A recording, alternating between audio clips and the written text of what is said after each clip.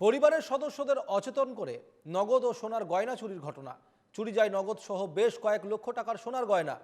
সাজন উদ্দিন নামে এক ব্যক্তির বাড়িতে ডাকাতির ঘটনা ঘটে। গ্রিল ভাঙার শব্দে ওই ব্যক্তি বাইরে বের হন।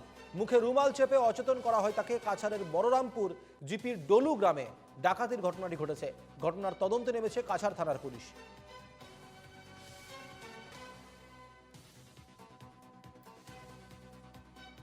আমি উঠছি, ওঠার পরে বড় ভাই জানি আমি সকালে এখানে আমার রুম আসলে এখানে আমি সকালে 7টার সময় 7টার সময় কিন্তু আমি এখন ঘুমো আসলাম। ঘুমো থেকে উঠে আমার বড় ভাই বই আমার গিয়ে আলো চিৎকার দিয়েছে। 5টার সময় গিয়েছে আমার গিয়ে চালাইছে এরকম এরকম।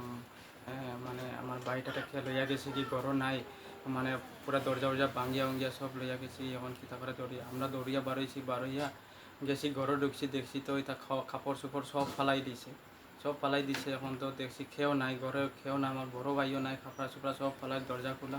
ওই সময় আমি হাল্লা চিৎকার করছি, সব আশেপাশে মানুষ আইসে। আওয়ার পরে কইছে কীরকম এটা আমরা এরকম এরকম কইছি। আজকে তো 2টা 2:30টার সময় আমি সকালে উঠে দেখছি বাড়ি নাই, কিছু নাই, এরকম বাজে মানুষ এসে দেখছে ও রাস্তার কিনারে, মানে আমার বাইরে মুখ বান্ধিয়া, হাতে পাওয়া বান্ধিয়া সব, মানে এখানে বৃষ্টি দিয়ে পাথরের মাঝে মানে মুখ ডাকাই করে এখানে রাখে দিছি।